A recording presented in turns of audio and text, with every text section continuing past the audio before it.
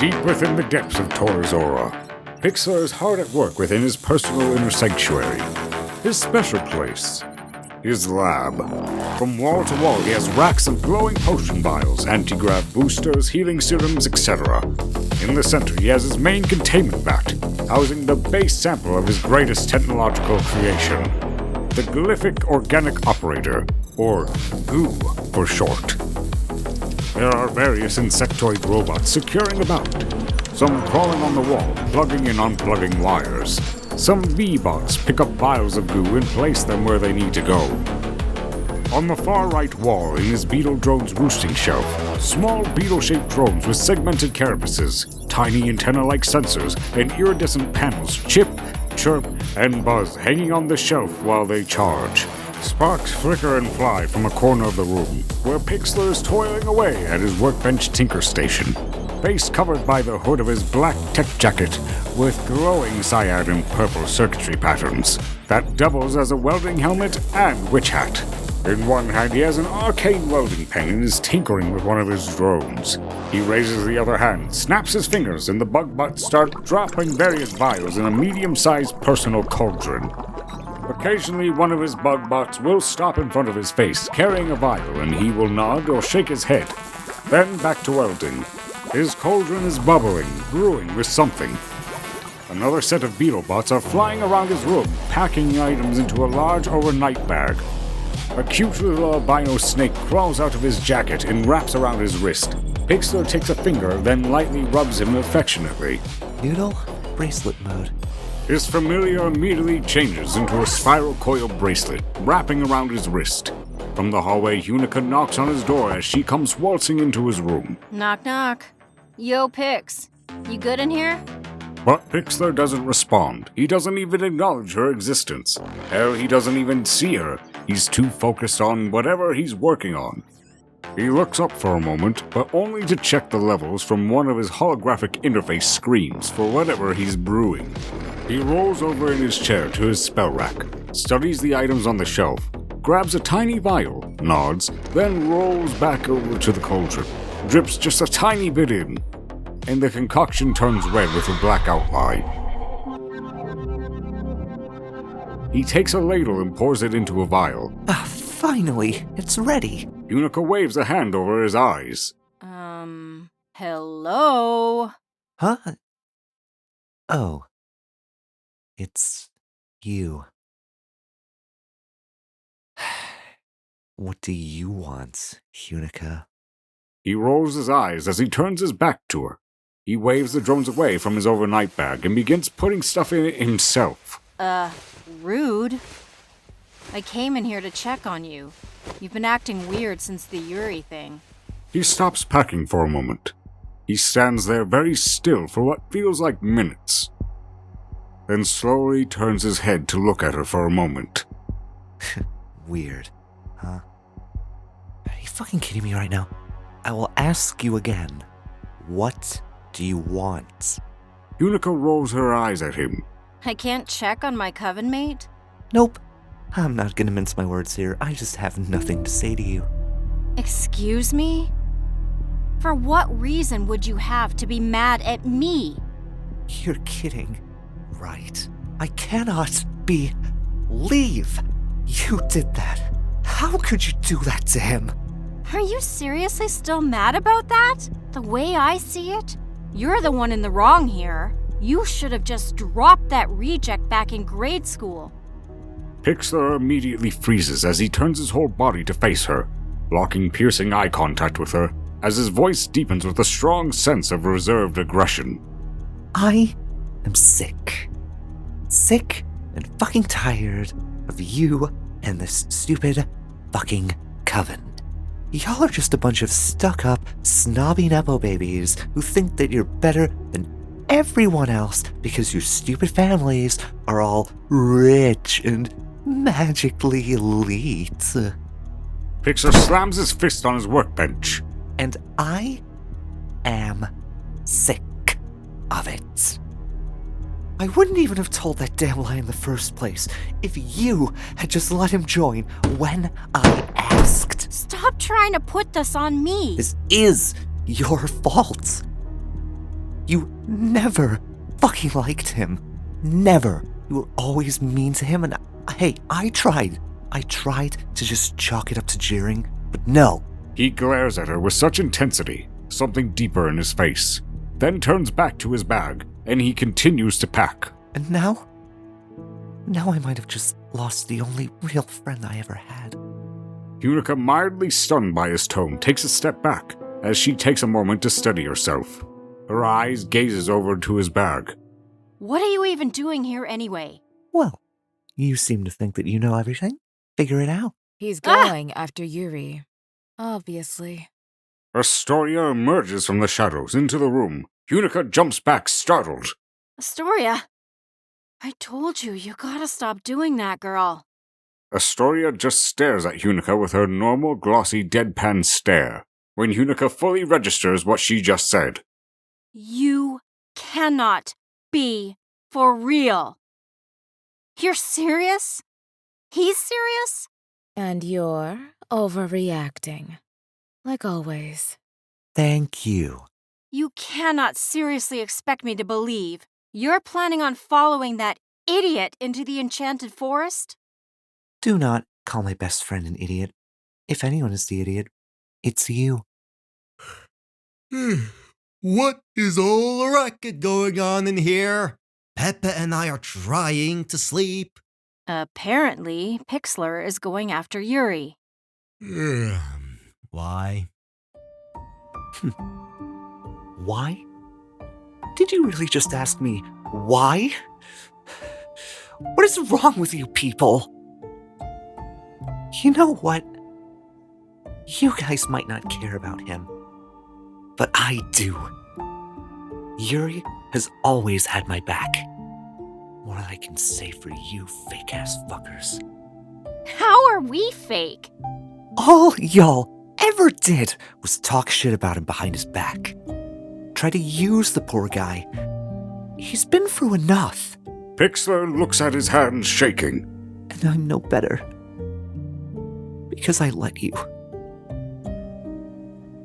Yuri's right. I am a bad friend. There's a long beat as his words hang in the air. At the same moment, one of his spider bots carrying a small glowing cylindrical container of goo. Thank you, Spidey. Timely as always. Pixller kneels to pet the head of the robot. He rises, then takes his hand, then plunges it deep into the technological goo. The container glows brightly as he pulls his hand out, slime dripping from his hand, revealing his cybernetic goo glove. He holds his hand up. His eyes begin to glow cyan as his cybernetic jacket starts to illuminate a matching purple and cyan as well. All the robots stop in their tracks. With a wave of his hand, a bunch of hologram screens open at the same time around him. He types something in, and robots all begin moving in a more organized fashion. Initiate operation 1771 travel mode. One drone grabs his bag off the bed and takes off. Some of the others lock into the roosting shelf. Then the shelf slides down into the ground. Another attaches a full bag of his shuriken to his utility belt. Pixler's lab transitions into a condensed state. He closes all his screens, pushes past Meward as he heads for the door. Unica grabs his wrist to stop him. So what, you're gonna go after him? You don't even know where he is. So what? I'm not gonna let him get killed out there. Just so he can try and prove a point to you guys. He yanks his arm away from her. Oh, please. This has nothing to do with us or Yuri, and has everything to do with you and how you feel about him. You act like you're better than us, but you aren't even listening to him. He told you not to go near him ever again. Yeah, man. Astoria is right. It's not our fault if something happens to him. That is not even almost what I said. Oh, go brew it, Meward. Enough! No more fighting. You're right. I'm done fighting. Because I'm leaving. He continues out of the room to the main chambers. With his goo glove, Pixler summons a portal when Unica poofs to right in front of him, blocking him from leaving. You're out of your mind if you think we're letting you go in there by yourself. Move. Now. I don't care if you're mad or not. I don't care if you never want to talk to any of us ever again. You are not going in there alone. He refuses to meet her eye line. Oh, but it's okay when he does it.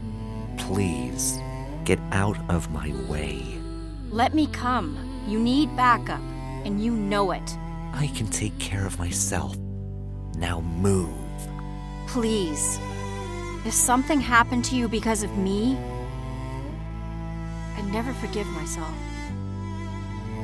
He just stares at her with a blank stare. He thinks about it for a second. We are a coven. We are strong when we stick together. Pixller rolls his eyes. You can still be mad at us or whatever.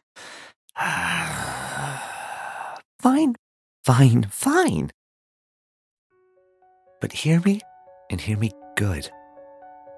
If you're planning on coming with me, that means you understand that when we find him, we are going to beg for his forgiveness. Of course. He locks eyes with her. I'm not joking, Unica. I don't want any funny business out of you. You got it. I'll do whatever you say. You're in charge. I mean it. If you do anything to hurt him, I'll... What? You don't trust me? We all saw what happens when I trust you. Whoa, whoa, whoa. If y'all are going on a journey, I want in. Oh, please, can he? Safety in numbers. Fine. Nice. Come on, Pepe. Let's go get our fancy travel cloak. Astoria, do you want to tag along too? He places a hand gently on her shoulder. Instantly, Astoria's eyes flash a vivid shade of violet, brighter than ever before. Unnatural, powerful. Her body tenses as a shiver of energy runs through her, subtle at first, then building in intensity. Her feet lift slowly off the ground, hovering a few inches as waves of purple light pulse outward from her chest in steady rhythmic bursts. Her braids begin to rise slightly, caught in the quiet pressure of the magic building around her. Behind her, a large purple sigil in the shape of an open eye flickers into existence, silent, glowing, and watchful. I'm having a premonition. Flashes of fractured light. Moments flicker in and out of existence like memories skipping on a broken reel. Blood stains the ground, but it's unclear whose. It vanishes, then reappears, then vanishes again. The word doom pulses through the air, etched in crimson flame, then reversed, then rewritten again. Time warps, gravity tilts, sound collapses inward, and then... From the folds of twisted reality, a menacing shadowy figure emerges. Slowly wreathed in flickering static, a black silhouette shifting like smoke with golden eyes that pierce through space itself. They burn with cruel knowing, familiar, terrifying. A massive scythe drags on the ground behind them. The blade pulses with distorted energy, vibrating out of sync with the rest of the world with each grading drag. Laughter rises, jagged, glitching, echoing in layers. Suddenly he's there, inches away. He grabs her. Time fractures on contact. Clocks spin backward, voices speak in reverse, and every moment she's ever lived flashes behind her eyes. He lifts her to the skies effortlessly. Then, without warning, he slams her to the ground. She falls down to the ground with a huge boom. Out of breath, she holds onto her chest, trying to steel herself. Holy crap! Astoria! Are you okay? Pixller lifts her from the ground and tries to tend to her. She reaches a hand to Pixler's face.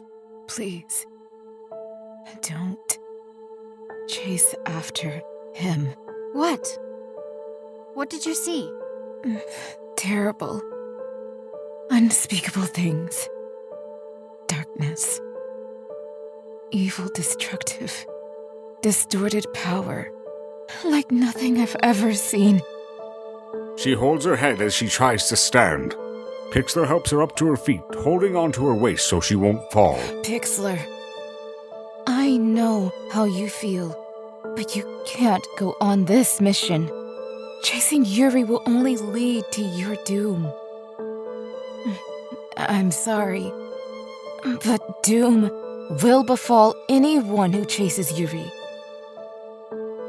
I suggest you leave him wherever he is, and just forget about him. I'm sorry, but I just can't do that.